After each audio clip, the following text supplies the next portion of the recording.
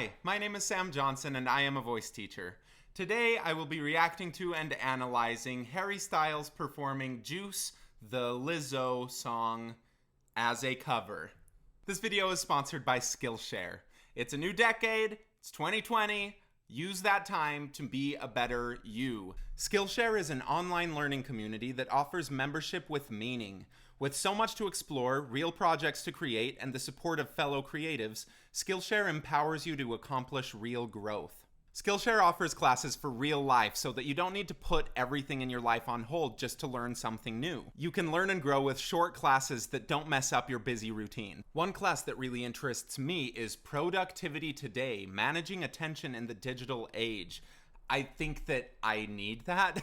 I'm gonna look into productivity today, see if I can become a better me and get all of the things that I want to do done. Skillshare is also incredibly affordable, especially when you compare it to pricey in-person workshops and classes. An annual subscription is less than $10 a month. Click on the link in the description to get 2 free months of premium membership and explore your creativity. 2, 3, hey!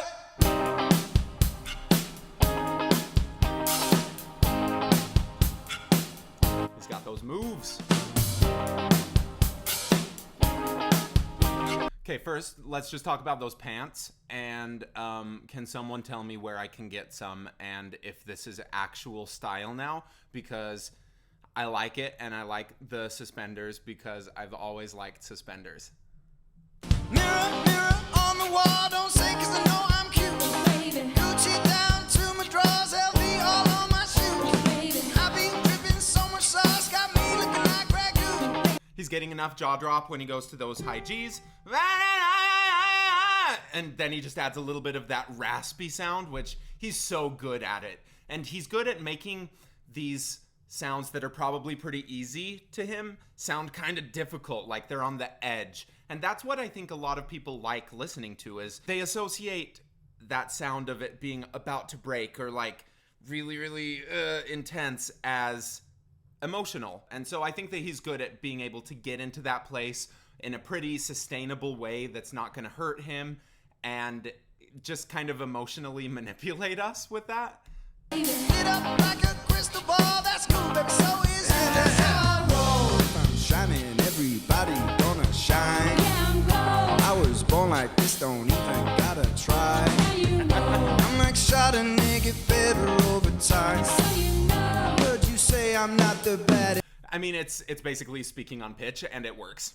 It's speaking on pitch with really awesome rhythm because it's the same instrument. Who would have thought? And so he's using his voice in a very similar way across how he sings and speaks, because even people who sing professionally, who sing all the time, they probably speak more than they sing. So if you can affect the way that you speak to make it really well balanced, it'll probably cross over. And I do think that the same is kind of true in reverse, where if you can kind of fix what's going on with your voice, it'll help your speech. For example, I have a teacher, Dean Kalin, who he was saying at a conference I went to a few months ago, how over time he's noticed his Utah accent go away as he's gotten more and more in tune with what good vowels are in singing. Because as soon as you start practicing that, and if you do practice that every day, where if you're a singer you should be vocalizing at least a little bit every day, like that'll start affecting the whole thing, because there is so much more crossover than I think a lot of people want to believe that there is. It's what you like. It ain't my fault that I'm out here getting loose. Gotta blame it on the goose. Gotta blame it on my juice, baby. On the juice, he's not really going to ooh, he's going juice. It's not blame it on the juice. So the sound's not falling back. So he has a very forward placement where he probably feels a lot of it like in the front. And you can kind of hear the difference by going from a very hooty ooh to a very forward eh. He's a little bit closer to that ooh, but it's not like gross sounding like that. It's just keeping the placement in a similar spot. There are a few vowels that want to fall back, and ooh is generally one of them. And when you're going toward those higher notes on an ooh, like the tessitura of the song is so high, which means that he's spending a lot of time in that high area. It's not just like jumping up there for a second and then coming back down to more of that spoken voice range. most of this song is high. So it's important to have like a similar placement all the way through. Ain't my fault. Got a money making news. I'm the pudding in the proof. Gotta blame it on my juice. Yeah, yeah. Yeah, yeah. Yeah, yeah. Blame it on my juice. Blame it on my juice. Yeah, yeah. On the blame, he's not doing blame. He's going blame. It's got a little bit of an E sound to it, which is how I like to modify blame. Blame. Like a lot of times people go to like blame, and that just starts sounding weird and bad.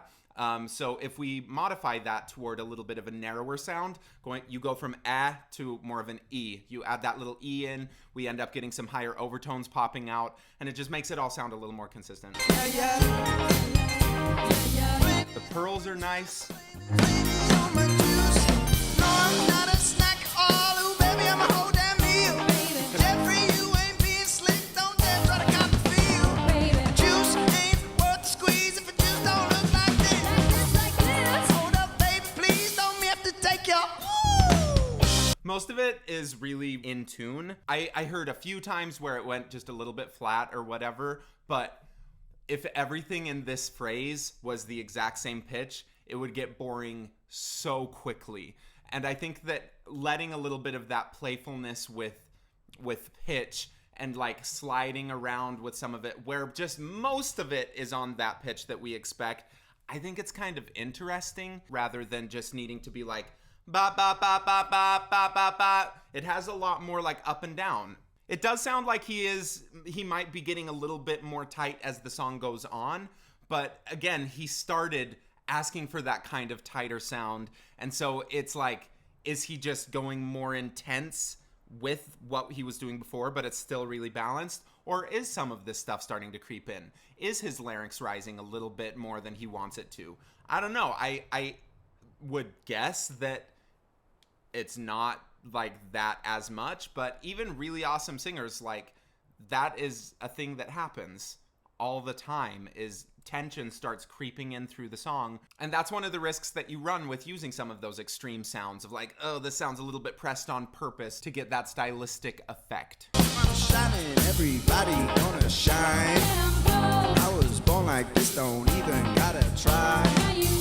I'm like shot a nigga, better over time. You hear a little bit of nasality in his sound. It's not a ton, but you do hear a little bit of it. What I like is that you hear that at the top and at the bottom, so it sounds like a consistent voice all the way through, even though it sounds like way more intense and a little bit squeezed on purpose at the top, like I've said. On the bottom, even with the na-na, na-na, na-na, it has a little bit of that resonance, that upper...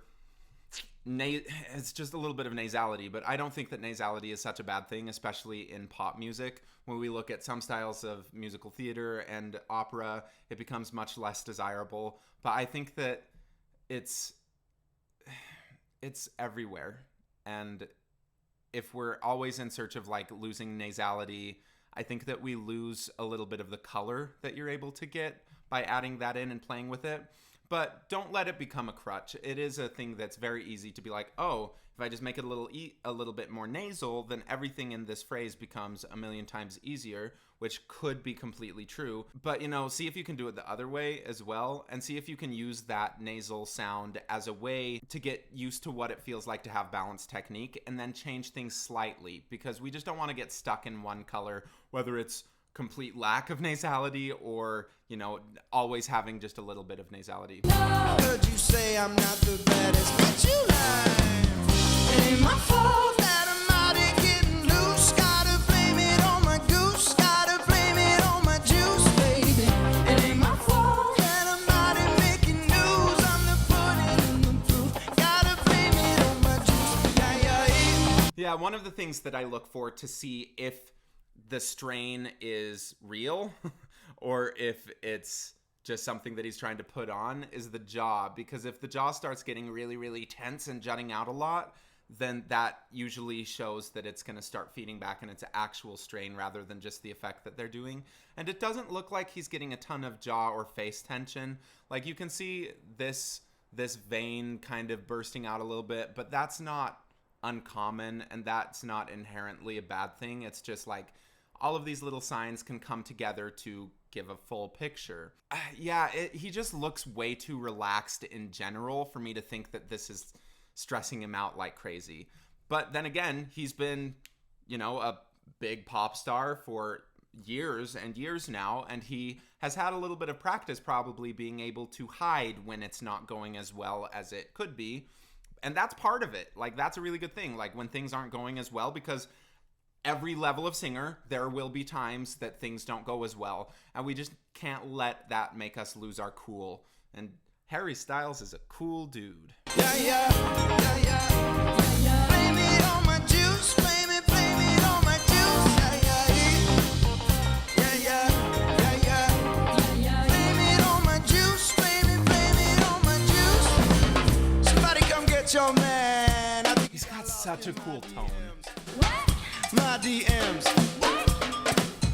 You better come get your man. I think he wanna be way more than friends. Yeah, he's just got a fascinating tone. And if you watch him on SNL when he hosted it a little bit ago, even when he speaks, it has some of that tone to it. So there is some just like inherent coolness to him.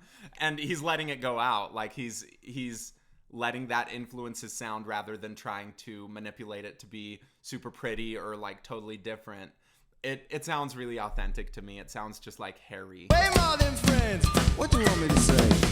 It ain't my fault that I'm out here getting loose. I liked that little switch between them. Very disconnected falsetto-y place.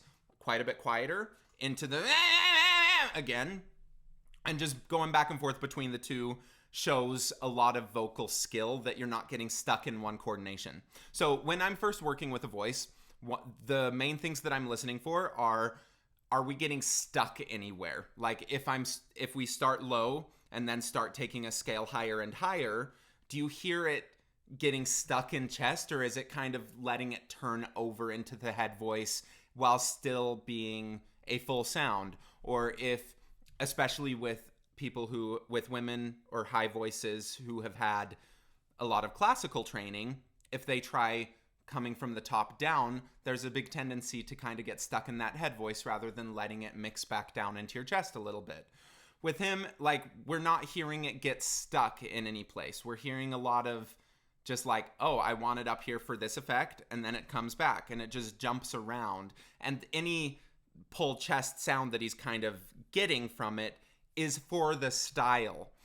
Pulling chest inherently is not a bad thing. Pulling chest when you start losing your voice and when you can't finish songs, that's a bad thing. But like, all of these are just coordinations, and you can balance any coordination. Gotta blame it on the goose, gotta blame it on my juice, baby. It ain't my fault that I'm out here making news. I'm the pudding in the proof. Gotta blame it on my juice, yeah, yeah, yeah, yeah. Yeah, I just don't hear the pressure. Blame it on my juice, blame it on my juice. I hear like that tightness, but I don't hear pressure. And that's the difference for me, I think, is if I was hearing a ton of pressure, and he was just like squeezing the whole time, I think that would be a totally different situation, because with him, it's like, it's still flowing, and we just need that flow. Yeah, yeah, yeah, yeah. Blame it on my juice, blame it on my juice. Yeah, he's awesome. I'm getting a lot of like Princey vibes from what he's doing with just self-expression, and I like that because Prince is the best.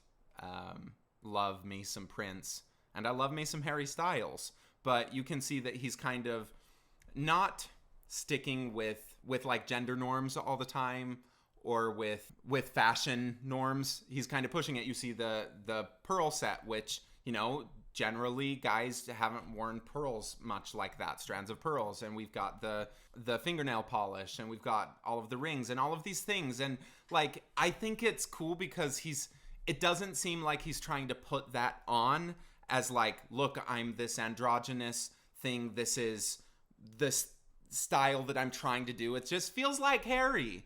Like, nothing about him to me sounds or feels or looks like it's fake. It just is like a cool pop star who's doing his own thing. I like Harry Styles, and I'm not ashamed. Thank you for watching. Please like, subscribe, do all the YouTube-y things. Subscribe. Thanks for watching. Go listen to Harry Styles.